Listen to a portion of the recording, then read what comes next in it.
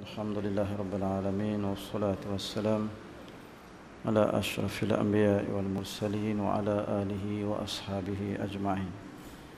اللهم رب اشرح لي صدري ويسر لي أمري واحلل عقدة من لساني يفقه قولي.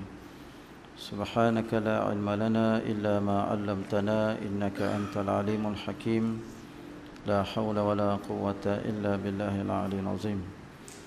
InsyaAllah tuan-tuan, kita buka dengan Ummul Quran Al-Fatihah. Auzubillahi minasyaitonirrajim. Bismillahirrahmanirrahim. Alhamdulillahirabbil alamin arrahmanir rahim. Iyyaka na'budu wa iyyaka nasta'in. Ihdinas siratal mustaqim. Siratal ladzina an'amta 'alaihim ghairil maghdubi 'alaihim waladdallin.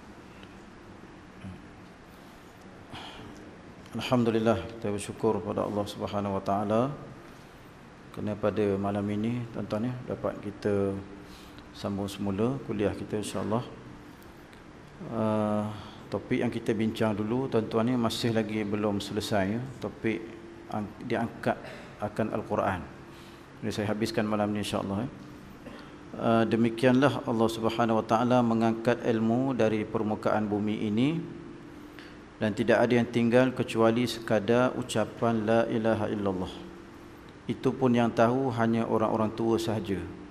Artinya sempat mereka dengar sebelum ilmu diangkat dari dunia ini. Jadi tuan-tuan, hadis yang berkenaan dengan perenggan ini telah dinyatakan dalam buku 40 Tanda-tanda Kiamat Awal karangan Syekh Fahmi Zamzam juga tuan-tuan. Dalam tu ada satu hadis yang menyatakan bahawa akan tiba satu zaman di mana orang tak kenal lagi dengan Islam ini kerana ilmu telah diangkat. Keadaannya sangat parah daripada apa yang berlaku sekarang lah. Sekarang ni ramai lagi orang baca Quran, ada Quran pun masih ada. Tetapi bila sampai masanya yang tahu la ilaha illallah tu orang tua saja. Kerana itu pun kerana mereka pernah dengar daripada ayah mereka dulu atau datuk mereka dulu kalimah la ilaha illallah. Menunjukkan pada kita bahawa bila diangkat semua ilmu, yakni Al-Quran itu diangkat, maksudnya ilmu diangkat semuanya. Daripada semua orang tuan-tuan, bukan sekadar Al-Quran itu diangkat, tetapi ilmu itu diangkat. Ulama-ulama sendiri pun ketika itu, kalau sekiranya masih ada tuan-tuan, sama ada ulama itu ditarik ilmu daripadanya, ataupun ulama itu memang telah ada satu hadis lain yang mengatakan bahawa ulama di akhir zaman dia akan cepat mati, dia akan kerap mati tu. Ulama-ulama kerap mati, ustaz-ustaznya kerap mati. Mereka Ustaz Syukri panjang sikit umurnya tuan-tuan. Jadi akan datang ni dia cepat ustaz-ustaz ni mati. Sebagaimana kita telah jelaskan pada tuan-tuan atau kita nyatakan beberapa orang ulama bermula daripada bulan Mac atau bulan 3 baru-baru ni ada 3-4 orang mati sehinggalah pada bulan berapa yang matinya Dr. Said Ramadan Al-Buti. Selepas itu mati pula ulama yang terkenal di Jordan, di Syria, seorang lagi mati baru-baru ni tuan-tuan. Begitulah yang berlaku. Ulama-ulama kita terus akan mati tuan-tuan. Itu di antara cara Allah angkatkan ilmu jugalah. Tapi yang kita bincang ini ialah tentang bagaimana Al-Quran itu diangkat sekaligus daripada dada-dada kertas, daripada dada-dada manusia. Jadi bila semua dah tak ada, pada dada kertas tak ada, dada manusia pun, pada dalam dada manusia pun tak ada, maka semua habislah. Ilmu kira habis semualah. Sumbernya tak ada lah.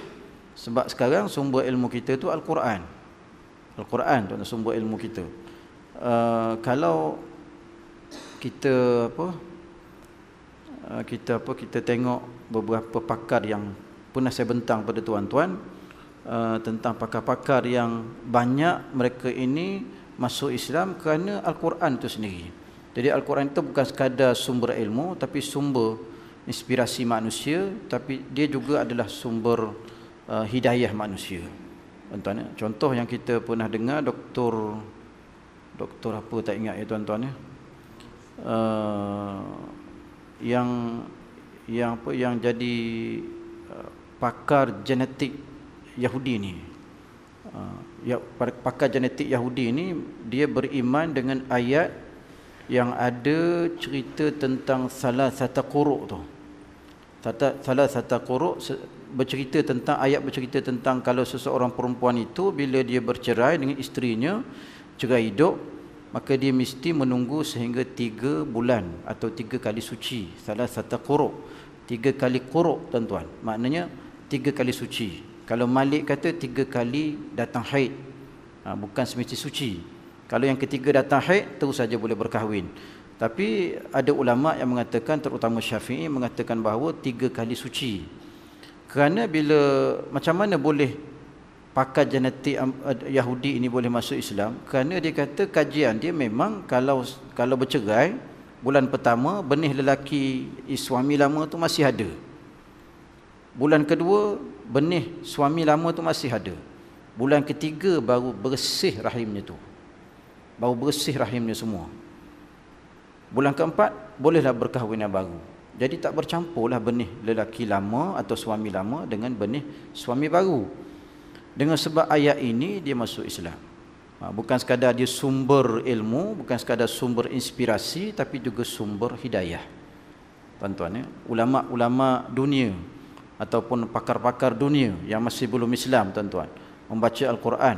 Sebagaimana kita bintang dulu, Dr. Gary Miller, Dr. Gary Miller, yang menyebabkan dia beriman sebab apa, tuan-tuan? Sebab dia ni pakar matematik. Dia pakar matematik, dia bincang tentang ayat apa? Ayat surah Allahumma salli ala Muhammad, surah An-Nisa ayat 82. Tuan-tuan, surah An-Nisa ayat 82 yang berbunyi ayatnya, afala yatadabbaruna al-Quran walau kana min 'indi ghairillah lawajadu fihi ikhtilafan katsira. Patutkah mereka bersikap demikian, tidak mahu memikirkan isi Al-Quran? Kalaulah Al-Quran itu datang daripada bukan sisi Allah, nescaya mereka akan dapati perselisihan yang sangat banyak padanya. Jadi kata Dr. Gary Miller ni, tuan-tuan, Dr. Gary kata salah satu prinsip saintifik yang terbaik adalah prinsip mencari kesilapan, atau mencari kesilapan di dalam teori sehingga ia terbukti benar, seperti ujian pemalsuan.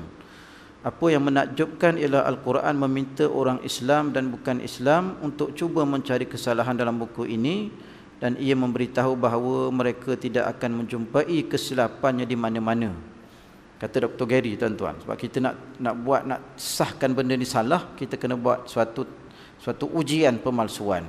Betul ke tidak yang ini ataupun palsu.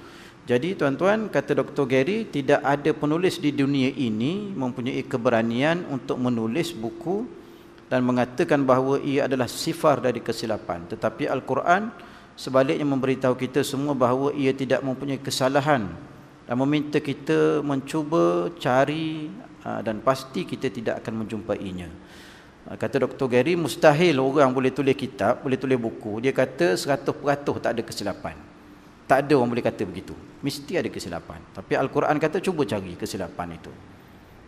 Ini yang pernah saya bentang kepada tuan-tuan dulu, ya, apabila Ensiklopedia Britain telah menyatakan bahawa Al-Quran ini, tuan-tuan, antaranya lah Al-Quran ini ada benda-benda yang telah diceritakan dalam Al-Quran itu. Benda, contohnya Al-Quran inilah benda-benda sentiasa bawa benda-benda sama. Ataupun dia kata bahasa Al-Quran ini, itu lebih senang tu, bahasa Al-Quran ini dia tak ada huruf P, kata dia. Yang ada V saja. Fa, V. P tak ada. Bila kata begitu, Dr. Fadhil Hasan Abbas jawab macam mana? Dia kata kalau bahasa Inggeris pun pelik juga. Contohnya Aja, C-H-A-L-E-T, sebut chalet. Tuan-tuan, school, S-C-H-O-O-L. Kenapa sebut school? C sebelum H. Patutnya shul jadi. Kenapa sebut school? Patut chalet, bukan chalet. Aja chalet, kenapa sebut chalet? Jadi bahasa Inggeris pun teruk juga. Tuan-tuan, begitulah nak komplain bahasa orang. Tuan-tuan, bahasa Quran tetap boleh jawab juga. Ulama-ulama tetap boleh jawab. Itu menandakan bahawa Al-Quran itu, tuan-tuan, adalah suatu satu kitab yang tidak ada sebarang kesilapan di dalamnya. Dan banyaklah kalau tuan-tuan tengok ni, saya dah masukkan dalam saya punya Facebook kisah ni, tuan-tuan, kisah Gary Miller ni. Tuan-tuan tengok saja dalam internet, dia ada tokoh-tokoh yang masuk Islam. Ramai dalam internet tu. Tengok je, kena baca lah sikit tuan-tuan ya. Ni duduk agak kat saya, tak banyaklah maklumat tuan-tuan dapat. Tuan-tuan ya. Jadi kalau tuan-tuan cari sendiri, banyak maklumat dapat. Dalam tu dia ada senarai ada 8 atau 10 orang yang masuk Islam dalam internet tu. Blog tu saya tak ingat nama blognya. Tapi senang buat Gary Miller, dia nama Abdul apa sekarang ni, nama Islam dia tu. Tuan-tuan ya. Jadi ini gambaran kepada kita bahawa Al-Quran itu, dia bila orang kafir cuba cari kesilapan, macam Dr. Gary Miller ni, dia cuba cari kesilapan Al-Quran, cari kesilapan Al-Quran. Pada mula-mula dia punya mindset tuan-tuan, bila dia baca Quran ini tentu cerita tentang padang pasir. Sebab Nabi Muhammad duduk di padang pasir. Dia fikir tentulah Al-Quran ini cerita tentang, paling tidak pun ada surah Khadijah, ada surah Fatimah, sebab anak Rasulullah tu Fatimah, isteri Nabi itu Khadijah. Tiba-tiba tengok-tengok dalam tu ada surah Maryam, yang mana dalam kitab Injil pun tak ada surah Maryam. Cerita tentang Maryam tak ada dalam surah Injil, dalam kitab Injil. Sebab mereka menuduh Maryam itu kan berzina, melahirkan anak zina, iaitu Nabi Isa. Mereka tuduh begitu. Jadi dalam Bible pun tak ada cerita tu. Tiba-tiba kata Dr. Gary Miller, mengapa pula Muhammad letak satu surah, kalau dia tu reka Quran sungguh macam orang kata, macam orang tuduh, mengapa dia tak letak nama surah Khadijah sebab isteri dia, tiba-tiba letak surah Maryam. Tuan-tuan, kalau dia benar-benar Rasulullah benar-benar tulis Quran, kenapa tak tulis saja surah Fatimah? Satu lagi, kenapa pula nama Nabi Isa disebut 25 kali dalam Quran? Nama baginda sendiri 4 kali. Tuan-tuan, kenapa macam tu? Tengok, ingatkan Quran itu cerita padang pasir 14 abad dulu, tuan-tuan. 14 abad dulu cerita Quran ni, tuan-tuan. Dah ada 14 abad. Ingatkan cerita padang pasir saja, kata Dr. Gary Miller tu. Tiba-tiba cerita Isra' dan Mi'raj sampai ke atas sana. Bukan sekadar atas bumi, atas langit sekali cerita. Nabi duduk di padang pasir itu je. Takkanlah Nabi tulis kitab tu sendiri, tuan-tuan. Mustahil. Sebab itu dia, tuan-tuan, orang yang pakar ini, dia baca Al-Quran, dia jumpa yang bahagian dia tu. Bahagian dia, tuan-tuan, dia jumpa macam teori Big Bang tu, tuan-tuan. Ayat tu dibawa dapat hadiah Nobel pada tahun 1973. Ayat tu daripada tuan-tuan, dia panggil di sini Great Explosion, tuan-tuan ya. Teorinya berkenaan dengan ayat Al-Anbiya ayat 30. Berbunyi, awalam yaral ladzina kafaru annas samawati wal arda kanata ratqa fafataqnahuma waja'alna minal ma' kulla syai'in hayy afala yu'minun. Tidakkah orang-orang kafir itu memikirkan dan mempercayai bahawa sesungguhnya langit dan bumi itu pada asal mulanya bercantum sebagai benda yang satu, lalu kami pisahkan antara keduanya? Takkah kamu fikir begitu? Jadi Dr. Gary Miller ni jumpa yang ini, ayat ini, tuan-tuan. Pasal tu orang kata dulu teori letupan itu merupakan yang mencipta bumi dengan teori letupan itulah, tuan-tuan ya. Itu Quran. Jadi bila Quran tu naik ke atas, habis kita. Habis. Kalau tuan-tuan buat kajian, tuan-tuan, daripada mana datang ilmu fardu kifayah, yang orang suka, ilmu kedoktoran ke, ilmu engineering ke, ilmu apa juga sekalipun, dia mesti datang daripada Al-Quran juga. Asal usul dia, tuan-tuan, mesti datang Al-Quran juga. Kajian-kajiannya lah. Tapi bila Quran naik, habis, tuan-tuan. Sebab apa naik? Kita dah sebut baru ni, tuan-tuan. Sebab naiknya kerana orang tidak beramal dengan Al-Quran lagi. Itu sebab faktor dia naik. Tetapi terkadang pengetahuan dan ucapan yang sedikit itu pun dapat mensyafaatkan mereka di akhirat kelak. Yang ini, tuan-tuan, yang kita bincang tadi, ialah ada orang ni dia hanya ingat la ilaha illallah saja. Tu pun tak ramai yang ingat. Bila yang tu saja dia ingat, itu pun dapat memberi syafaat untuk mereka di hari akhirat nanti. La ilaha illallah tu. Sebab tu kan tuan-tuan pernah dengar ulama-ulama, ustaz-ustaz kita cerita bahawa tuan-tuan, bila seseorang lelaki itu menghadap Allah Subhanahu Wa Taala, Allah tanya dia, kamu ni ada amalan apa yang kamu buat? Dia kata, tak ada ya Allah. Dosa aku ni banyak. Dosa kamu ni kamu tengok banyak tu, berbukit-bukit, bergulung-gulung. Kata dia, tak ada ya Allah. Allah pun keluarkan satu kad. Ada, engkau punya amalan ada. Ni, la ilaha illallah Muhammadur Rasulullah. Tu khilaf sikit, la ilaha illallah ni ada. Kata lelaki ni, aku nak jamin macam mana yang ini boleh berat daripada dosa bergulung-gulung, bergunung-gunung ni. Kata dia, Allah kata, letak dulu pada neraca kanan tu. Dia letak saja, berat la ilaha illallah tu. Sebab apa tuan-tuan beratnya? Sebab yang kita bincang ini, la ilaha illallah ketika orang dah tak kenal la ilaha illallah, dia masih berpegang dengan la ilaha illallah. Sebab tu berat. Dalam keadaan orang semua melakukan maksiat, melakukan syirik, menyembah berhala, kita seorang saja beriman pada Allah Subhanahu Wa Taala. Kan berat tu. Itulah, kita saja yang paling bagus ketika itu. Di kalangan orang yang tak bagus, kita saja yang bagus. Tak ada, tak ada. Orang tua-tua saja ingat. Dan dalam hadis kursi Allah berfirman, demi kegagahan dan kebesaranku, akan aku keluarkan dari neraka orang yang pernah membaca la ilaha illallah. Setelah meninggal orang-orang tua tadi, hilang sama sekali ajaran Islam dari permukaan bumi ini. Bila orang tua-tua tadi tu tuan-tuan dah habis semua mati, hilang tu ajaran Islam atas muka bumi.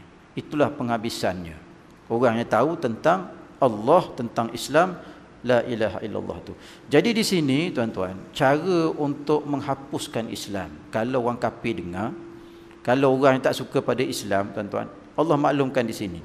Cara nak menghapuskan Islam, tuan-tuan, putuskan dengan majlis ilmu. Itu saja. Itu saja caranya. Sebab itu kalau orang reti, kalau orang faham, dia belajar, dia musuh Islam. Cara nak matikan Islam, matikan majlis ilmu. Potong majlis ilmu. Jangan buat majlis ilmu. Batalkan majlis ilmu. Maka dalam masa beberapa tahun, kita letak 10 tahun saja tuan-tuan, timbullah satu suasana kejahilan yang bakal menjadikan suasana masyarakat itu sangat parah tuan-tuan. Sangat parah. Bila ilmu tidak dibentangkan pada manusia. Sebab itu tuan-tuan, ya.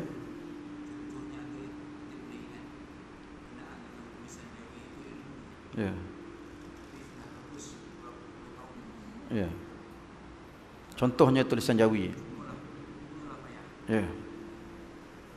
Sebab contohnya tuan-tuan, ayahanda Ustaz Syujak cerita bahawa tentang contohnya yang menjadikan ilmu tu jadi makin kurang bila Jawi itu dihapuskan. Itu suatu kesilapan besar. Kita ke ayah kita buat tuan-tuan? Kita ke ayah kita buat kesilapan besar, yang mana benda ini telah pun menjadi contoh kepada kita daripada apa yang berlaku di mana, di Turki, tuan-tuan.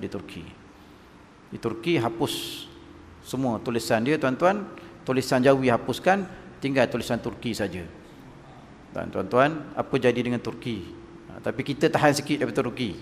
Walaupun kita sekarang ni menggunakan bahasa Rumi, bahasa Latin tu kita gunakan sekarang ni tuan-tuan, tetapi Islam kita alhamdulillah, Malaysia ni alhamdulillah kuat sikit lagi pada Turki agaknya. Turki sedang bangkit tuan-tuan. Cuma sekarang ni masalah sekular lah, golongan sekular yang ada sekarang ni, yang cuba menjatuhkan kerajaan yang dipimpin oleh Erdogan ni. Mereka akan cuba menjatuhkan. Kita tahu tuan-tuan, tangan-tangan yang duduk belakang tu bukan orang Turki, tapi orang kafir lah. Kafir antaranya Yahudi lah. Kita tahu Yahudi tuan-tuan akan menghancurkan segala usaha yang dibuat oleh sesiapa juga pemimpin yang inginkan Islam. Tuan-tuan tengoklah yang berlaku kepada Presiden Perdana Menteri Turki dulu sekitar tahun 1950 lebih gitulah tuan-tuan. Dia ni, saya tak ingatlah artikel tu kat mana, saya tengok tak ingatlah tuan-tuan. Presiden Turki ni, nama tak ingat, tuan-tuan boleh cari sendirilah dalam tu. Dia pernah lawan dalam parlimen dengan parti Atatürk ni tuan-tuan. Parti Ataturk ketika itu dapat 32 kursi saja, dia dapat 200 lebih. Daripada situlah mula hidup sekolah-sekolah Islam, tuan-tuan. Maknanya bukan Erdogan saja yang mulakan, dia hanya menyambung apa yang dibuat oleh Perdana Menteri itu. InsyaAllah saya cari yang itu, tuan-tuan. Saya tak ingat kat mana saya letak ni, saya tak tahulah. Saya cari yang itu, saya bentang balik pada tuan-tuan insyaAllah. Jadi apabila Quran itu telah diangkat, dan segala perkara ilmu yang berkaitan dengan Al-Quran itu seperti yang disebutkan tadi tentang Jawi itu, tuan-tuan, menyebabkan Islam itu akan diangkat ke langit, atau ilmu itu akan diangkat ke langit. Islam orang tak kenal lagi. Pun begitu, ada juga di kalangan sahabat-sahabat kita mengatakan bahawa suasana ini berlaku sebenarnya di Andalusia, di Spanyol. Apa yang Nabi kita sebut ini berlaku di Andalusia satu ketika dulu, pada tahun 700 atau 800 Masihi dulu, ketika jatuhnya kerajaan Islam yang di bawah pimpinan Abdul Rahman Ad-Dakhili mula-mula pengasasnya, tuan-tuan, sehingga pada tahun 700 atau 800 Masihi jatuh, tuan-tuan, kerajaan Islam di Spanyol. Dan selepas itu hilang semua, tuan-tuan, dia menghapuskan semua orang Islam di Spanyol. Dan sekarang ni, tuan-tuan, nak cari orang Islam di Spanyol pun susah, tuan-tuan. Sehingga pernah ada saya baca dalam satu artikel, bila ayah ni beritahu kepada anaknya bahawa kita sebenarnya ada satu kitab yang kita punya. Ayah ni dah sembunyikan kitab tu daripada datuk nenek moyang dia dulu, daripada turun-temurun.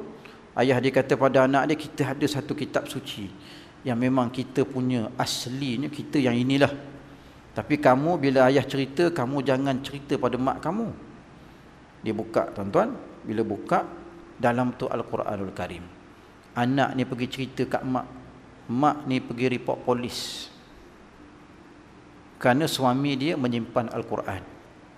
Sampai gitu sekali, tuan-tuan, sampai gitu sekali. Jadi orang menyimpan Al-Quran di Spanyol satu ketika dulu, tuan-tuan, dikenakan hukuman bunuh. Sampai gitu. Mereka mampu menghapuskan Islam di Spanyol, tuan-tuan. Mereka mampu menghapuskan, konon-kononnya lah, tuan-tuan, ya. Tapi saya pun fikir begitu. Tuan-tuan. Sebab banyak artikel orang tulis, banyak surat khabar pun ada tulis, tuan-tuan, ya, bahawa Spanyol ni Islamnya tak ada habis lah. Saya jumpa seorang hamba Allah masa belajar di Jordan dulu, tuan-tuan, fakulti bahasa. Jumpa dia, suami isteri orang Spanyol sedang belajar bahasa Arab. Dia kata, saya tanya kau berdua ni Islam? Islam. Engkau ni Islam asli ke? Lelaki tu jawab, aku Islam asli. So isteri aku ni 2 tahun baru masuk Islam. Kata, macam mana kau sembunyi? Sembunyi, kata dia. Turun-temurun dia sembunyikan Islam dia, tuan-tuan. Rupanya masih ada lagi Islam tu. Masih ada lagi Islam. Cuma tak banyaklah, tuan-tuan. Jadi ayat Allah kata, yuriduna liyutfi'u nurallah biafwahihim wallahu mutimmu nurihi walau karihal kafirun. Mereka cuba untuk menutup cahaya Allah, cahaya Islam ini dengan hawa nafsu mereka. Tapi Allah kata, aku pasti akan menyempurnakan cahayaku, tuan-tuan. Jadi mungkin itu yang dimaksudkan di sini, salah satu daripada suasananya, situasinya bagaimana, tuan-tuan. Islam telah dimatikan dalam proses yang cukup panjang, proses yang cukup berkesan. Bunuh, bukan sekadar bunuh orang Islam, bunuh akidah Islam sekali. Bunuh orang Islam satu, bunuh akidah Islam. Cara bunuh akidah, bunuh ilmu tu. Bunuh ilmu, tuan-tuan. Sebab itu kalau orang yang berada di sini, tuan-tuan, dia tahu sesiapa juga yang berusaha untuk mematikan kuliah, ini jenis orang nak mematikan Islam. Orang jenis ni, orang yang nak mematikan Islam. Kalau ada AJK masjid begini, AJK ini sedang cuba mematikan Islam. Tuan-tuan, walaupun kita faham Islam tidak dapat dimatikan, dia tetap akan kekal atas muka bumi. Tapi prosesnya, tuan-tuan, nak naik balik tu di Spanyol, nak naik balik di Spanyol itu, jawapannya, tuan-tuan, susah. Nak roboh senang, nak bina balik susah. Kita bina sesuatu itu, tuan-tuan, mungkin makan 5 tahun, 6 tahun. Kita nak bina bangunan besar, bangunan tinggi. Tapi nak hancurkan, letak bom daripada foundation itu, tuan-tuan, sekali tekan, dia hancur habis semua. Senang nak hancurkan. Tapi pembinaan itu susah. Lepas tu kata pujangga Arab ni, tuan-tuan, Islam, Kita runtuhkan dulu tuan-tuan, runtuhkan dulu jahiliah yang ada. Tok-tok kita pun cakap begitu. Runtuhkan jahiliah yang ada, kita binakan Islam di atasnya. Tuan-tuan ya. Macam mana kalau kita buat macam ni tuan-tuan? Bukan kita runtuh, kita baiki yang rosak tu. Bukan kita runtuhkan, bukan kita hancurkan, kita baiki yang rosak itu. Rosak kat sini kita baiki, rosak kat sini kita baiki, rosak kat sini kita baiki. Agak-agaknya mana satu tuan-tuan nak terima teorinya? Teori runtuhkan semua, dah tu banner yang baru di atasnya. Ataupun kita gunakan teori yang kedua, baiki saja yang rosak, baiki saja, baiki saja tuan-tuan. Maka terbannerlah tuan-tuan. Agaknya lebih mudah begitu. Mana lebih mudah? Tuan-tuan fikirlah. Panjang cerita tuan-tuan, pecahkan, buat yang baru. Upah pecah satu, upah buat baru satu. 2 kali upah. Yang ini clearkan semua tuan-tuan. Clearkan semua sekaligus, clearkan banner yang baru. Mana lebih murah upah dia? Mana lebih senang kerja tuan-tuan? Mana lebih susah kerja, mana lebih senang kerja tuan-tuan? Runtuhkan semua sekali, lalu kita buat yang baru. Ataupun kita baiki saja, tuan-tuan, baiki. Beli rumah lama, kita tak runtuh semua, kita baiki sikit sana, baiki sikit situ, baiki sikit sini tuan-tuan. Macam mana tuan-tuan? Tuan-tuan setuju yang mana satu? Roboh terus Roboh terus tuan-tuan. Bila roboh terus, subhanallah tuan-tuan. Tuan-tuan nak bina balik itu perlu tenaga yang cukup ramai. Tenaga yang cukup ramai. Kalau tuan-tuan tendang pintu dia dulu, tukar pintu lain, mungkin tukar 2 orang je. Tapi kalau yang ini, tuan-tuan kena ada satu kumpulan tukang untuk buat. Berat sikit tu tuan-tuan ya. Mana-mana pun tuan-tuan, dua-dua pakailah. Berdasarkan suasana. Berdasarkan keadaan. Kalau cuba kita baiki dulu tuan-tuan, baiki dulu. Okey, kita betulkan yang bahagian sini, betulkan bahagian sini. Kalau bahagian sini kena betulkan, dia mesti bahagian yang belakang kena betulkan sebab dia bersambung. Betulkan 2 tu dulu. Tuan-tuan, mana yang lebih penting? Betulkan depan dulu. Okey. Ini dia buat oleh Dr. Ismail apa nama? Almarhum Dr. apa Ismail UIA tu tuan-tuan. Dr. Almarhum Dr. Allahumma salli ala Muhammad. Pakar undang-undang ni tuan-tuan. Dr. Ibrahim, Ismail Ibrahim tuan-tuan. Dia cuba buat apa tuan-tuan? Dia cuba buat satu perkara. Yang pertama, dia masukkan undang-undang Islam di dalam undang-undang Malaysia yang ada sekarang. Dia cuba masukkan tuan-tuan, cuba masukkan. Bila cuba masukkan, dia berdasarkan kepakaran dia lah. Kalau boleh masukkan, boleh masukkan. Silakan masukkan. Walaupun bekasnya bekas apa ni, orang putih punya bekas. Bekas tu bekas lorek punya tuan-tuan. Jadi kita nak masuk dia tu, masuk dengan undang-undang Islam. Walaupun payah, tapi Dr. Ahmad Ibrahim dah selesaikan. Dah cuba buat tuan-tuan. Dah ada contohnya tuan-tuan. Cuma kita tunggu buat saja. Boleh ke tak buat tu, wallahu alam. Atas orang nak buat lah. Dah cuba, dah ada dia punya draftnya, dah ada dah. Cuma tunggu kita buat saja tuan-tuan. Kita cuba buat yang tu dulu, tengok macam mana. Kalau boleh. Kalau tak, kita terpaksa robohkan semua rumah. Robohkan sistem yang ada tuan-tuan, banner baru di atas sistem yang roboh itu. Tapi jangan lupa tuan-tuan, semuanya ini akan memerlukan tenaga yang ramai. Tuan-tuan, tenaga yang ramai tuan-tuan.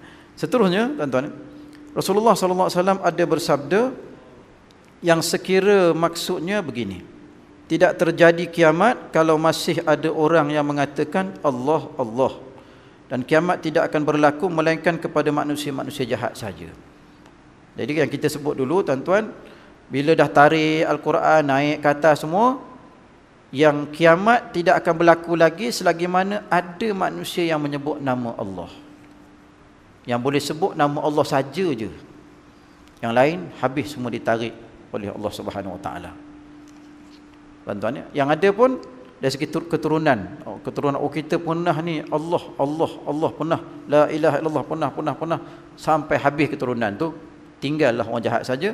Ketika itulah berlakunya hari kiamat. La taqumus saah illa ala syirarin nas atau kama qala sallallahu alaihi wasallam.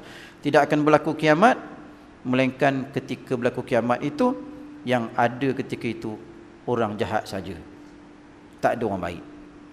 Tuan-tuan, Dari Abi Hurairah katanya Rasulullah sallallahu alaihi wasallam bersabda, pelajarilah ilmu faraid dan ajarkan kepada orang lain. Faraid adalah setengah ilmu dan ia dilupakan orang, dan ilmu yang pertama sekali dicabut dari umatku. Betul tuan-tuan, dah pun berlaku.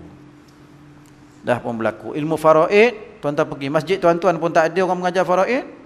Masjid saya pun tak ada orang mengajar faraid. Tuan-tuan ya. Saya dulu orang panggil untuk mengajar faraid. Saya pergi study balik tuan. Rujuk balik. Kelas pertama tak faham ustaz, kata dia. Cancel lah. Cancel tuan-tuan. Orang tak nak belajar. 1/2, 1/3, 1/4, 1/8 kepala mayat. Ni bukan kepala mayat. Ini 1/2, yang ni 1/3. Dah mula pening kepala. Yang ni 2/3, yang ni 1/3. Pening tuan-tuan. Bila pening kepala, senang pergi pada website website UTM saja. Senang, bagi je situ. Website UTM tu ada pembahagian harta pusaka. Ambil je tuan-tuan program itu, bagi letaklah harta tu. Senang tuan-tuan. Sekarang ni zakat pun senang. Tengok je yang zakat tu punya software tuan-tuan, ataupun perisian dia ada dalam komputer, dalam internet. Beri saja berapa gram emas kita ada, nak keluar zakatnya berapa. Dah ada jawapannya, senang. Alhamdulillah. Senang. Tetapi orang nak mengajar tu susah. Tuan-tuan tanya ustaz-ustaz yang mengajar kat sini, berapa orang sanggup mengajar ilmu faraid? Cara berkitab, berapa orang? Saya tak sanggup dah tuan-tuan. Saya tak sanggup dah. Kalau mula-mula balik Jordan dulu, orang suruh saya baca kitab tu, insya-Allah boleh. Tapi sekarang 95 tuan-tuan, grade-nya 95. Tak ada orang minta mengajar sepanjang daripada tahun 95 sampai 2013, tak ada. Mereka satu permohonan, tu pun sehari je. Tak ingat dah tuan-tuan. Tak ingat dah. Bukan sekadar ilmu faraid, haji dengan umrah tuan-tuan. Tuan-tuan tanya ustaz, bukan semua ustaz boleh mengajar haji. Umrah mungkin senang. Bukan semua ustaz boleh mengajar haji. Tuan-tuan, saya ni dengan 25 km sejam bolehlah. Kalau 125 tak boleh. 25 km sejam boleh insya-Allah lagi tuan-tuan. Boleh koho-koho orang Terengganu cakap. Tapi tuan-tuan cuba tanya ustaz yang nak mengajar haji ni, berapa orang boleh mengajar? Tak ramai tuan-tuan, tak ramai. Datang je haji ifrad senang lagi. Datang haji qiran senang lagi. Datang haji tamattu' senang lagi. Datang haji qiran mula pening kepala dah. Mula pening tuan-tuan ni. Melontar kat mana? Bermalam dulu melontar, kemudian dah pening dah. Sikit-sikit dah ditarik. Sekarang ni pun dah ditarik sedikit-sedikit. Ilmu faraid yang pertama ditarik daripada umatku. Tuan-tuan pergilah mana-mana masjid sekarang ni tuan-tuan. Cari satu tempat yang orang belajar ilmu faraid. Kat mana dia tu? Cuba cerita kat saya. Payah nak jumpa. Bukan tak ada, payah nak jumpa. Abdullah bin Mas'ud berkata, memelihara Al-Quran bukan berarti memelihara huruf-hurufnya atau menghafalnya, tetapi yang dimaksud dengan memeliharanya ialah menegakkan hukumnya, kata Ibnu Mas'ud. Kata bukan berarti, orang kata ni, Ibnu Mas'ud kata, memelihara Al-Quran itu bukannya maksud tu memelihara huruf-huruf dia, memelihara bacaan dia, tidak. Tapi memelihara Al-Quran itu menegakkan hukumnya. Jadi kalau kita sekarang tidak menegakkan hukumnya, Al-Quran dah diangkat dah sekarang. Tuan-tuan, Al-Quran dah diangkat sekarang. Begitu. Sebagaimana telah kami katakan bahawa unsur-unsur kebaikan Al-Quran akan diangkat secara beransur-ansur. Unsur-unsur kebaikan Al-Quran itu akan diangkat secara beransur-ansur. Tambah pula orang kata sekarang ni jihad yang disalah ertikan, atau jihad yang diertikan semula. Jihad yang diertikan semula. Keluarlah jihad pertanian, jihad ekonomi. Tak keluar tuan-tuan ni. Oh, kita bukan jihad berperang saja, jihad pertanian pun jihad juga. Dah tuan-tuan. Jadi petani-petani kata tak apa, tak pergi berjihad dekat Syria pun tak apa, sebab kita sedang berjihad sekarang. Tanam biji benih jadi pokok tu berjihad. Tuan-tuan, jihad dengan maksud bersungguh-sungguh, ya. Jihad dengan makna bersungguh-sungguh, ya tuan-tuan. Tapi jihad yang kita nak, jihad menegakkan agama tu yang kita nak. Tetapi orang sekarang telah buat satu pendefinisian semula tuan-tuan. Definisi semula tuan-tuan ya. Buat semula, oh jihad itu ekonomi pun jihad juga, tuan-tuan. Ni jihad juga, ni jihad juga, tu jihad. Tak masuk yang mana yang medan ma'rakah, yang dalam medan peperangan seperti di Syria sekarang ni, tuan-tuan. Oh yang tu mula hilang sebab kita dah pun mula jihad fi sabilillah. Jadi kita duk ingatkan benda tu baik. Rupanya dalam masa jangka panjang, anak-anak kita memahami jihad itu ialah menanam pokok. Ialah, tuan-tuan, bayar zakat semata-mata, pergi buat aktiviti perniagaan, itu jihad. Anak-anak kita faham macam mana, tuan-tuan? Sebagaimana kita sebut dulu bahawa Islam hadari dulu, tuan-tuan. Ingat tak Islam hadari? Islam hadari kalau berlaku dulu, tuan-tuan, sampai sekarang alhamdulillah dah jatuh dah. Islam hadari tak ada dah, tuan-tuan. Kalau ada lagi Islam hadari, anak-anak muda kita akan faham 10 perkara je Islam hadari tu. Dia tak akan tahu lebih, tuan-tuan. Itu masalah berlaku sekarang. Sekarang ni kita mempunyai satu slogan baru, satu Malaysia. Slogan baru tu, satu Malaysia. Islam tak nampak ke satu Malaysia tu? Kat mana Islam duduk satu Malaysia tu, tuan-tuan? Mana duduk Islam tu satu Malaysia tu? Cuba tuan-tuan cari. Kat mana duduk Islam satu Malaysia tu? Dia dikedepankan. Setiap hari orang sebut dikedepankan, setiap hari orang sebut dikedepankan. Islam dia belakangkan, semua dia belakangkan. Rukun Islam dia belakangkan, rukun iman dia belakangkan. Yang ke depan satu Malaysia. Mana pergi Islam dalam satu Malaysia tu? Ada tuan-tuan jumpa?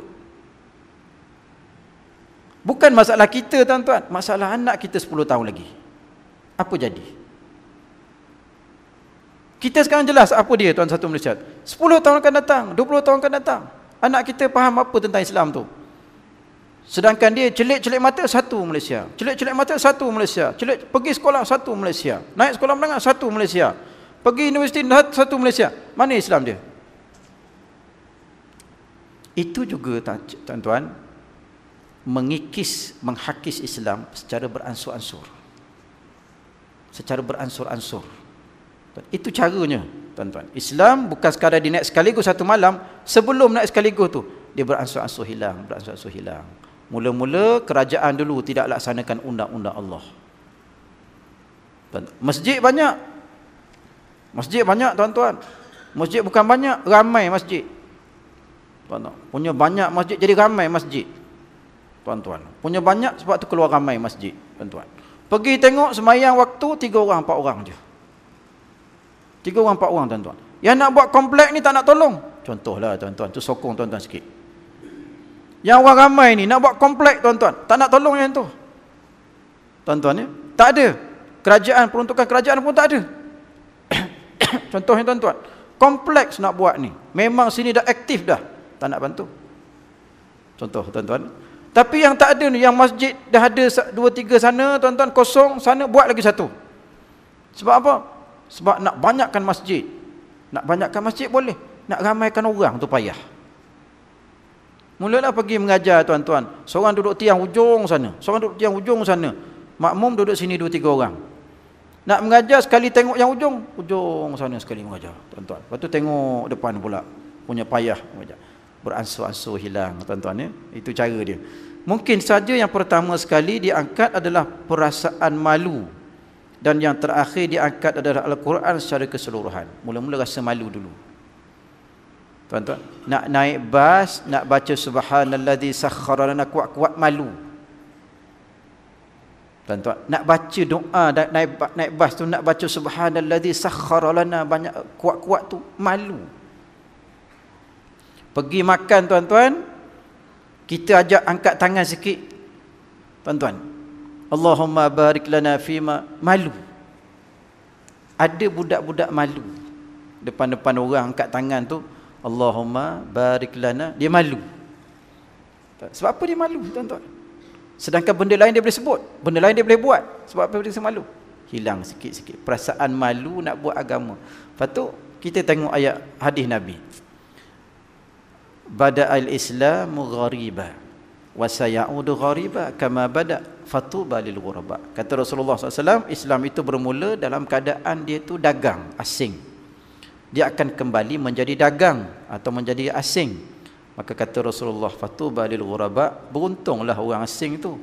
Beruntung orang yang sedikit yang beramalkan Islam itu. Kata Rasulullah lagi, beramalkan Islam di akhir dunia ini kal qabid alal jamri. Beramalkan Islam di akhir zaman ini seperti pegang bara api. Tuan-tuan, susahnya beramal dengan Islam ni.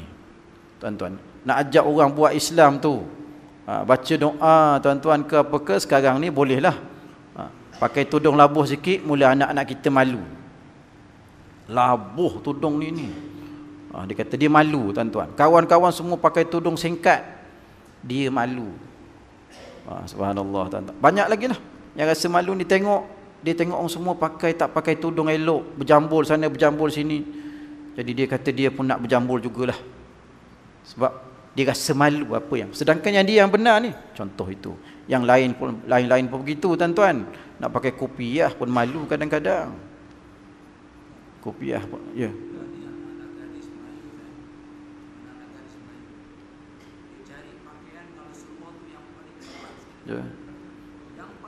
Yang darjah 5 punya. Kalau pakai seluar darjah 5 punya. Dia tingkatan 5. Baju tu dia pakai baju yang darjah 4. Dia tingkatan 4.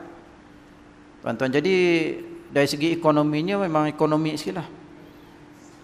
Kalau dia beli baju besar mungkin harga RM100.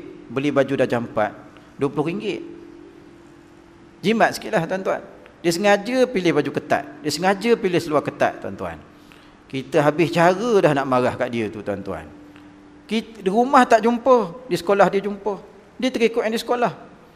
Tak jumpa di sekolah, tuan-tuan, kita dah ajar elok dia. Jumpa rumah adik-beradik kita pula kat sana. Dah payah, tuan-tuan. Sebab masyarakat keseluruhannya dah separuhnya rosak, separuhnya tak rosak. Ataupun 2/3-nya rosak, 1/3-nya baik. Yang 1/3 baik akan terpengaruh dengan 2/3 tu. Habis caralah kita masuk sekolah agama, pergi sekolah agama pakai tudung labuh, balik rumah tudung kecil. Atau kecil tahan sikit, tak tudung terus. Ada juga. Tuan-tuan, jadi sekolah agama tu macam mana? Dia rasa malu. Islam jadi gharib untuk dia, jadi pelik, tuan-tuan. Apa ni orang kata Islam kata begini, dia kata nak buat payah, dan contohnya pergi apa, kalau kita nak main golf, kita baca doa sikit lah. Orang baca doa ke main golf, kata dia. Pelik, tuan-tuan. Budak naik motor besar. Kawan saya ada seorang motor besar, tuan-tuan. Dia buat program dia macam mana? Mula-mula dia buat program sampai Zuhur, kita berhenti belaka, semayang Zuhur. Ada yang masih tak semayang. Motor besar tu, tuan-tuan. Duit keluar 60,000 satu motor, 70,000, 100,000 satu motor. Tapi berhenti kat surau, ada yang tak semayang. Mula-mula tu, tuan, mula-mula. Ikut kalau Belombo ni, ikut, tuan-tuan. Tapi semayang 4 rakaat je semayang tu. Tak nak. Tapi lama-kelamaan bolehlah dididik, tuan-tuan, didik Allah Rabbi, tuan-tuan. Nak didik orang tua ni susah. Didik budak-budak pun susah, didik orang tua 3-4 kali susah lagi.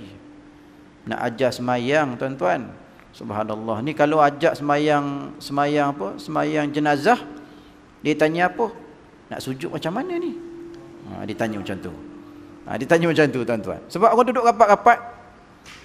Tok Imam kata duduk rapat-rapat biar 3 saf atau 5 saf atau 7 saf. Contohnya lah, tuan-tuan, ya. Duduk rapat-rapat dan nak sujud macam mana, kata dia. Orang sebelah dia senyum, tuan-tuan. Allah, ni semayang ni dia tak apa, tak sujud, sah, kata dia. Pandai yang jawab tu pandai. Tak sujud tak apa, dia kira sah. Tak rukuk pun tak apa, sah, kata dia. Duduk berdiri je. Berdiri je, kata dia. Sah semayang. Seronok tu, kata dia. Cepat habis. Cepat habis, tuan-tuan. Orang ni pandai sebab tak nak kata awak tu jahil, tak nak kata macam tu. Tuan-tuan, dia kata, ni tak apa, semayang ni tak apa, cik. Semayang ni, cik, jangan bimbang. Senang belajar. Cik ikut cukup imam dia. Rukuk tak payah, sujud tak payah. Sebab tu dia kena duduk dekat. Macam tu, kata dia. Tuan-tuan, motosikal besar boleh beli, harga 100,000. Buku belajar semayang RM5 tak boleh beli. Tuan-tuan, manusia. Padahal Islam mughariban. Jadi sekarang nak cerita pada tuan-tuan bahawa Islam dah mula terhakis. Di kalangan kita ni, Islam dah mula terhakis. Sampai ada orang pakai tudung hina tuan-tuan. Hina seorang yang sangat besar dulu pangkatnya. Anak saudara dia balik dengan tudung tuan-tuan. Anak saudara dia ni kerja satu tempat, macam mana tak tahu didakwahkan oleh sahabat dia pakai tudung. Satu malam dia balik rumah dia, ni malam pertama dia pakai tudung. Balik rumah dia, tuan-tuan nak tahu kat mana ni? Dekat dengan tuan-tuan. Kisah ini dekat dengan tuan-tuan. Tuan-tuan, dekat dengan tuan-tuan kisah ini. Perempuan yang pakai tudung itu, tuan-tuan, saya cari orang nak bercakap dengan dia supaya pujuk dia. Tuan-tuan, balik rumah ketika itu ramai tetamu, keluarga dia ramai. Ada seorang ni tuan-tuan besar pangkat di Malaysia. Balik tuan-tuan, ayah dia cerca dia, mak dia cerca dia, mak saudara dia yang kata hak besar ni, yang besar ni pangkat besar, cerca dia, yang ni cerca dia, kata ketinggalan zaman lah. Pakai tudung semata-mata tu tuan-tuan. Jadi hina orang perempuan ni, anak saudara dia, hina anak dia tuan-tuan. Dia bukan hina anak dia saja, dia hina Allah Subhanahu Wa Taala. Bila dia hina hukum tudung tu tuan-tuan, kalau dia tak pakai tudung, dosa je. Hina tu kafir jadinya. Tuan-tuan, orang tak belajar tuan-tuan. Orang tak tahu tentang Islam. Nama je Islam tuan-tuan. Nama Islam. Tapi Islam dia tak tahu pun. Dia tak reti pun tuan-tuan. Hina budak ni. Sampai budak ni jadi gugup tuan-tuan. Jadi dia serba salah nak pakai tudung ke tidak, nak pakai tudung ke tidak. Sampailah berita tu pada saya beri salah seorang daripada sahabat kita di sekitar kita ni tuan-tuan, saya pun tak ingat dah namanya, beri seorang muslimah kita, dia bercakap dengan muslimah tu, lega sikit dia rasa lega sikit, maknanya ada orang support dia tuan-tuan, ada orang sokong dia, ada kekuatan dia sikit tuan-tuan. Kalau tak, dia buka tudung balik lah. Wallahualam, mana orang tu pergi sekarang saya pun tak tahu, rasanya dah 3-4 tahun ke 4-5 tahun dah berlalu cerita ni. Orang tu pun dah tak jadi dah, orang besar sekarang. Orang tu keluar banyak dah tu kasih tuan-tuan. Banyak benda dah beri keluar tu kat tuan-tuan. Duduk dekat tuan-tuan. Dulu orang besar, sekarang tak besar dah. Dia bukan dulu dia gemuk sekarang kurus, tak. Bukan. Yang lain-lain tuan-tuan cari sendiri. Ataupun kalau nak cari sendiri dengan saya, minum air dengan saya lepas ni. Macam tu. Macam tu baru jadi tuan-tuan. Allah Rabbi tuan-tuan. Sikit lagi tuan, kita habiskan ni. Tentang cara Islam. Diriwayatkan oleh Ibnu Majah dari Abdullah, katanya Rasulullah SAW bersabda, akan ada masa atau hari-hari sebelum terjadi kiamat yang mana ilmu akan diangkat dan kejahilan akan diturunkan. Di samping itu akan banyak terjadi peperangan. Jahil turun, naik ilmu, jahil turun. Bila tempat itu dikosongkan oleh ilmu, yang ganti dia itu ialah kejahilan. Manusia akan mula jahil. Jadi akan berhukumlah orang-orang jahil. Mereka akan buat fatwa. Orang jahil itu dia akan buat fatwa. Dia bukan saja dia sesat, dia juga menyesatkan orang lain. Orang tanya dia, fatwa apa Syekh? Oh, haram. Fatwa apa Syekh? Halal tuan-tuan. Sebenarnya yang kata haram tu ialah halal, yang dikata halal itu ialah haram. Sebab dia tak ada ilmu. Orang alim dah tak ada. Ilmu dah tak ada ketika itu, tuan-tuan. Samping itu berlaku banyak pula peperangan. Peperangan banyak berlaku. Maksudnya majlis ilmu tak boleh nak buat kerana peperangan ada. Dahlah ilmu tu diangkat, nak buat majlis ilmu tak boleh kerana peperangan ada. Itu suasana yang berlaku. Tentang cara ilmu diangkat dari permukaan bumi ini, marilah kita perhatikan hadis berikut. Ada disebutkan dalam hadis sahih bahawa Rasulullah SAW bersabda, sesungguhnya Allah tidaklah mencabut ilmu begitu sahaja dari manusia, tetapi Allah mencabut ilmu dari manusia dengan mematikan ulama. Sehingga apabila tidak ada lagi orang berilmu, masyarakat akan mengangkat orang jahil menjadi pemimpin. Mereka ditanya tentang hukum hakam, lalu mereka memberi fatwa tanpa ilmu. Maka mereka itu sesat lagi menyesatkan. Itu yang hadis saya kata tu, tuan-tuan. Jadi orang berilmu dah tak ada, Allah matikan ulama tiap-tiap hari tuan-tuan. Tak tahulah mati ulama macam mana. 10 orang sehari ke? 20 orang sehari ke? Tuan-tuan, mati ulama semua. Mati, nyawa dicabut daripada roh, daripada jasad dia. Maksud begitu. Ataupun mungkin matikan ulama ini ialah mencabut peranan ulama. Boleh jadi juga. Peranan ulama itu dicabut. Ulama tak boleh nak bercakap, tidak dibenarkan bercakap. Kalau nak bercakap, tauliah. Nak bercakap, tauliah. Nak bercakap, tauliah. Nak bercakap, tauliah. Kelulusan ni, kelulusan tu, kelulusan ni, kelulusan tu. Tapi tuan-tuan jangan bimbang. Saya dua-dua ada tauliah, jangan bimbang, tuan-tuan.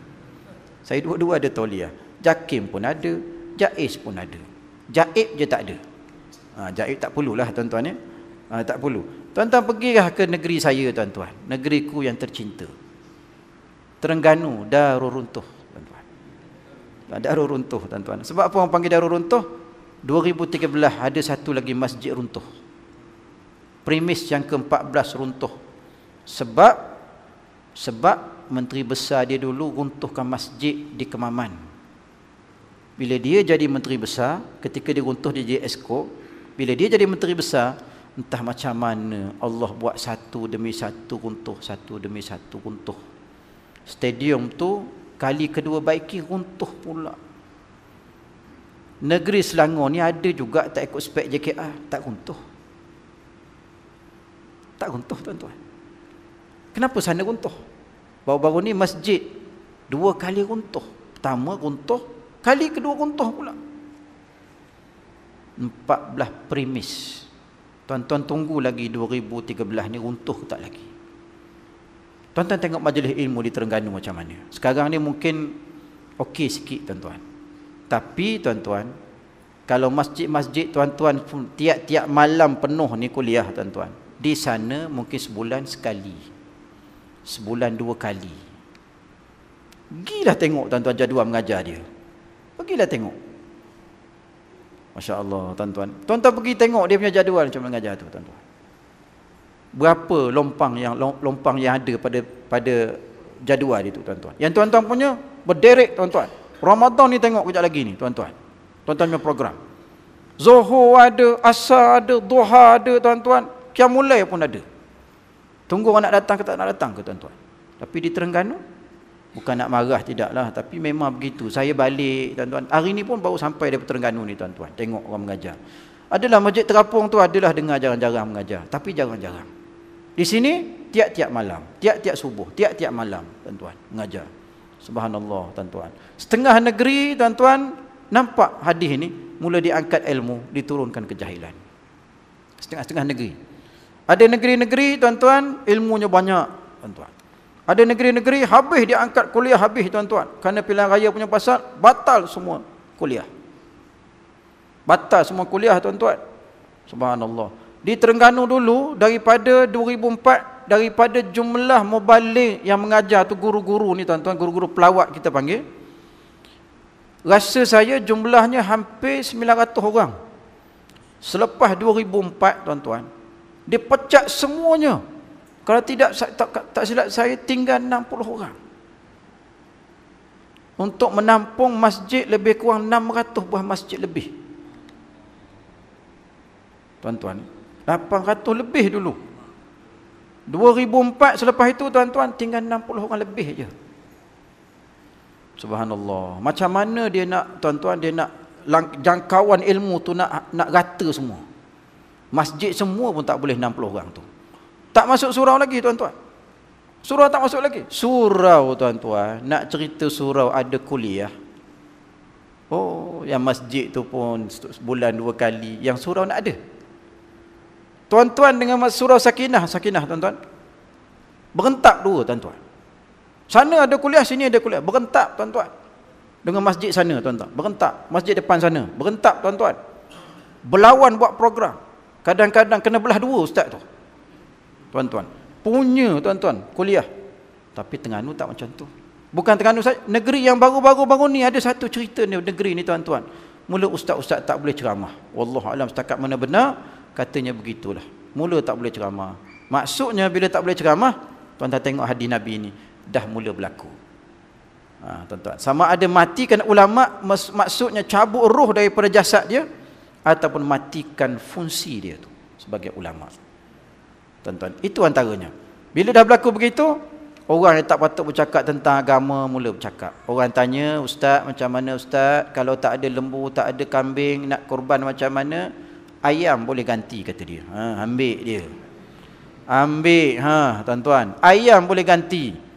Itu ada orang dengar, saudara saya dengar, ustaz mengajar kat Pahang. Ayam boleh ganti tuan-tuan korban ni. Punya teruk. Kalau unta kata 10 bahagian, tahanlah sikit sebab ada ulama kata unta boleh 10 bahagian. Ada ulama kata ni ayam ni macam mana? Tuan-tuan, seronok tu kita boleh korban tiap-tiap tahun tuan-tuan. Ayam cukup. Kecoh tuan-tuan. Kecoh. Subhanallah tuan-tuan. Tok guru tuan-tuan, di Pahang juga. Tok guru kata yang perempuan-perempuan ni boleh bersalam dengan saya sebab saya tok guru dia. Ambil tuan-tuan. Kan kacau tu. Kampung itu tuan-tuan, semuanya anak murid tok guru yang perempuan yang muda-muda itulah. Yang tangan-tangan bergetah lagi tu. Salam dengan tok guru. Tok guru salam. Tak apa, saya tok guru. Dah habis tuan-tuan. Bila fatwa orang jahil tuan-tuan, ajar mengaji Quran, nak masuk bahagian fiqh, awak kena faham fiqh pula tuan-tuan ya. Nabi masa bai'ah dulu pun khilaf ulama, salam ke tak salam, salam ke tak salam, khilaf ulama bersalam dengan perempuan ni tuan-tuan. Tu masa bai'ah.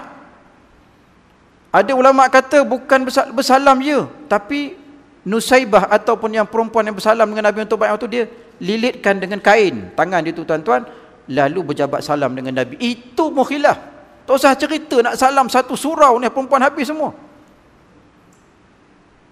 Dia datang kat mana dia punya ilmu tu tuan-tuan? Nabi dengan umat dia, lebih lagi daripada guru dengan umat dia, dengan pelajar dia tuan-tuan. Lebih Nabi lagi pada umat dia. Tu pun khilaf tuan-tuan. Ulama. Subhanallah. Khilafnya pada Nusaibah seorang tu je. Bersalam ke tidak dengan Nabi? Ada kata tak bersalam. Ada kata bersalam, lilit kain. Tuan-tuan. Oh, sampai gitu tuan-tuan. Mereka berfatwa kata Rasulullah sini, mereka kata mereka bukan sekadar mereka tu sesat, mereka juga menyesatkan orang lain. Jadi anak-anak muridnya nak kata apa? Ya je lah. Dah tok guru kata macam tu. Tok guru pula, itulah tok guru mak dia dulu. Sekarang dia pula jadi anak murid pada tok guru mak dia. Mana tak nak bersalam? Oh, tak ada nafsu, tak apa kata dia. Oh, tak ada nafsu. Saya alih nafsu saya daripada tangan saya ke luar sana. Tuan-tuan, itu karut lah tu. Tak datang nafsu, kata dia, saya alih nafsu saya. Bila sampai bersalam dengan perempuan, saya alih nafsu saya. Allahu Rabbi, tuan-tuan ya. Berat tu macam tu. Inilah hadis Nabi SAW. Sikit lagi tuan-tuan, ilmu yang akan dicabut atau diangkat Allah dari permukaan bumi ini ialah ilmu agama. Yang mana asas sumbernya adalah Al-Quran, dan tidak terkecuali juga ilmu dunia, kerana yang satu dengan yang lain saling menguatkan. Ilmu dunia pun akan diangkat juga, yang ada kaitan dengan Al-Quran. Ilmu apa tuan-tuan? Semua ilmu yang ada atas muka bumi sekarang ni tuan-tuan, ada kaitan dengan Al-Quran. Adakah ilmu yang lain juga diangkatkan oleh Allah Ta'ala? Wallahu alam tuan-tuan. Kalau ada kaitan yang secara direct mungkin, kalau secara tidak langsung mungkin tak ditarik. Tapi kalau secara terus berkaitan dengan Al-Quran, seperti ilmu tajwid ke, yang berkaitan dengan Al-Quran. Ilmu apa? Ilmu tentang ulumul Quran ke tuan-tuan, ataupun ulumul hadis ke, ada kaitan dengan, ataupun usulul fiqh ke tuan-tuan, ilmu tauhid ke, ilmu fiqh ke, semua akan ditarik. Ilmu sirah ke, tafsir ke, semua akan ditarik. Yang ada kaitan dengan Al-Quran, semua akan ditarik. Tak ada lagi orang mengajar di sini tuan-tuan. Tak ada. Al-Quran, ilmu tentang kiamat lagi banyak dengan Al-Quran tuan-tuan. Semua akan ditarik oleh Allah Subhanahu Wa Taala. Tetapi malangnya ketika berkembangnya ilmu, pengetahuan dan majunya tamadun manusia di seluruh dunia, ada pula membawa keburukan. Ramai orang yang beranggapan bahawa ilmu pengetahuan dan teknologi canggih itu dicapai dari daya fikir dan kehebatan manusia sahaja. Ramai yang tidak sedar bahawa penemuan itu semua tidak terlepas dari hidayah dan ilham dari Allah Subhanahu Wa Taala. Ada orang fikir tuan-tuan, ilmu contohnya telefon. Telefon baru keluar canggih tuan-tuan. Macam tu je, belik macam tu je. Tak tekan skrin dia pun, belik macam tu je, terus je tuan-tuan. Lari mata dia off, nampak balik on balik. Gitu punya canggih. S4 tuan-tuan, punya canggih tuan-tuan ya. Samsung tu S4 tuan, punya canggih. Belik je macam tu, terus dia bertukar. Belik je bertukar. Orang kata hebat, tapi Allah yang buat manusia, otak manusia tu, dia tak rasa hebat. Situ masalah manusia tuan-tuan. Hebat tuan-tuan. Jumpa satu kereta tuan-tuan. Allah, hebat betul kereta ni. Tuan-tuan ya. Dia punya pintu tu letak sikit, kup masuk. Oh, tuan-tuan. Maksudnya akan datang pintu tak ada terus agaknya. Agaknya tuan-tuan akan datang. Wallah alam dia macam canggih tu tuan-tuan. Tak ada pintu terus. Tapi orang tak fikir bahawa buruk Allah itu yang bawa Nabi ke Isra' Mi'raj tu tuan-tuan. Sampai sekarang orang boleh tak boleh lawan lagi. Orang tak fikir yang itu. Orang duk fikir yang hebat tu Bugatti tu lah. Yang tu yang hebat 420 km sejam tu. Orang fikir yang tu hebat. Buruk Allah tu tuan-tuan. Sekali pusing dunia, dia boleh 15 kali pusing dunia satu saat. 15 kali pusing dunia satu saat. Tuan-tuan, orang tak rasa hebat yang Allah cipta tu. Orang tak rasa hebat tuan-tuan bahawa buruk ini bila Allah Subhanahu Wa Taala cipta dia di taman-taman syurga, buruk banyak. Inilah seko-seko buruk yang ditulis nama Muhammad atas dahi dia. Tuan-tuan, bila kata Allah buruk engkau ni akan ditunggangi oleh Muhammad Nabi akhir zaman. Bermula masa itu dia menangis kerana rindukan Nabi Muhammad. Tak jumpa lagi. Rindu daripada Nabi Muhammad tu tuan-tuan sampai menangis. Tak tahulah berapa ratus, berapa ribu tahun dia menangis. Sebab Allah kata Muhammad akan naik belakang kamu. Terus dia rasa rindu. Tuan-tuan. Nangis. Tuan-tuan. Itu buruk tuan-tuan. Cerita yang itu. Tapi manusia tetap rasa bahawa tuan-tuan, manusia cipta sesuatu itu sangat hebat. Allah sebenarnya beri ilham pada dia itu tuan-tuan. Itu ceritanya tentang ilmu. Dan saya putuskan di sinilah. Habislah topik kita tentang diangkatkan Al-Quranul Karim tuan-tuan daripada dunia semua. Habis tuan-tuan. Jadi akan datang kita masuk pula jadual kuliah kita ni akan masuk hancurnya Kaabah tuan-tuan. Pesanan penaja tuan-tuan ya. Iklan. Pemilik kenderaan Nissan Navara PFX 7593, sila alihkan kenderaan anda. PFX 7593. Jangan balik, alih saja. Alih saja. Jangan balik, alih saja tuan-tuan. Jadi akan datang tuan-tuan selepas habis semua. Yang ni yang terakhir tu saya tak bacalah, kira habis tuan-tuan. Jadi semua yang berkaitan dengan Al-Quran itu sekarang ni dah prosesnya mula berlaku. Sekarang ni mula berlaku prosesnya tuan-tuan. Prosesnya sedang berlaku dan dia makin lama makin rancak proses hilangnya ilmu dari atas muka bumi. Makin lama makin rancak dia hilang, makin lama makin rancak dia hilang tuan-tuan, dan seterusnya dia akan habis semua sekali. Itulah yang akan berlaku. Cara kita macam mana tuan? Cara kita nak menyelesaikan masalah ini macam mana tuan-tuan? Maka kita buatlah secara wasilah apa pun, cara apa pun tuan-tuan, untuk terus ilmu ini ada di atas muka bumi. Contohnya tuan-tuan, antaranya buatlah tahfiz. Banyakkan tahfiz tak apa. Banyakkan prasarana tahfiz tu tuan-tuan, supaya kita ni, anak-anak kita ni tuan-tuan yang mengaji tahfiz ni, supaya dia ditambah lagi kemodenan dari segi pusat tahfiznya tuan-tuan. Tambah lagi kelengkapan dia tuan-tuan. Satu benda tahfiz lupa, banyak tahfiz lupa. Tuan-tuan ya, bila sikit lagi minta maaf ambil masa. Anak murid saya seorang jadi tok imam di satu masjid di Pandan. Saya lepas main saya panggil dia, "Engkau datang sini kejap. Engkau punya semayang ni, sebab itulah orang suruh belajar tahfiz, sekali baca fiqh. Rakaat pertama daripada rukuk, Allahu akbar, angkat tangan. Rakaat kedua jelah selepas tahiyat tak apalah, rakaat ketiga Allah angkat tangan. Rakaat keempat pun angkat tangan tuan-tuan. Rakaat ketiga jelah, rakaat ketiga daripada dia tu kan, rakaat kedua dia daripada tahiyat tu tuan-tuan ya, angkat tangan. Semua rakaat angkat tangan. Saya kata kat dia, sebab itu awak bukan hafiz Quran saja perlu, hukum fiqh tu perlu.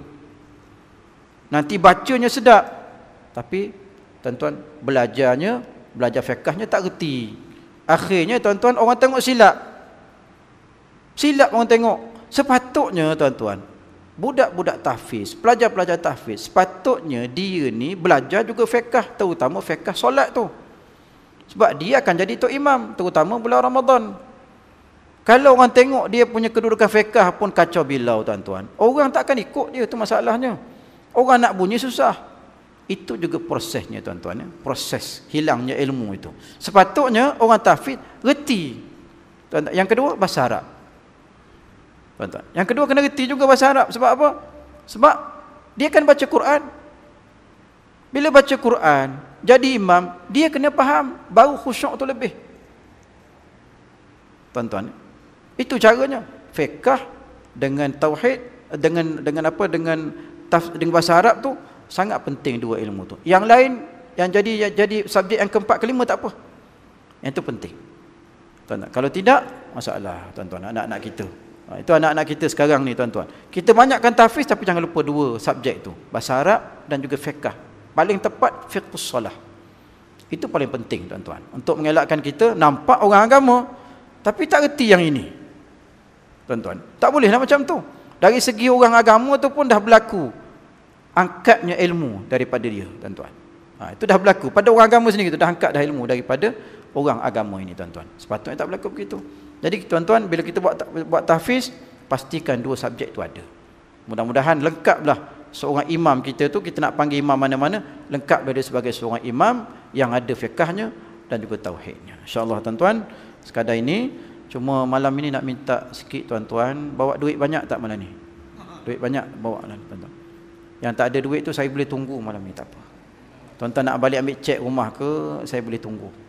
Tuan-tuan biasa derma Syria, tapi saya dah minta derma Syria. Di sini ada Syekh Razak kita, Ustaz Nazmi ada sini, dah banyak derma sini kan Syria. Jadi hari malam ni saya nak minta derma untuk satu masjid di Bukit Gasing di Terengganu. Dah 2 tahun dah dia orang datang, tak siap-siap lagi masjidnya tuan-tuan. Tahun lepas dah datang, bolehlah 60-70 ribu. Tahun ni kena buat sekali lagi lah dia punya kutipan supaya dapat siapkan semua sekali masjid tu. Jadi kalau tuan-tuan nak dermakan akademik silakan, tapi sini sikit. Ambil sikit tu untuk sini. Tuan-tuan derma untuk akademik kita RM100, yang sini RM1,000. Macam tu. Tuan-tuan. Kalau sana 1,000, sini 100. Tak apa, tuan-tuan. Minta sikit-sikit pada tuan-tuan. InsyaAllah ada sahabat kita belakang sana letak sejadah, insyaAllah tuan-tuan. Sekadar itu, yang baik itu datang daripada Allah, yang kurang itu datang dari kelemahan saya sendiri. Wallahu a'lam. Allahumma aghnina bil ilmi wa zayyina bil hilmi wa akrimna bit taqwa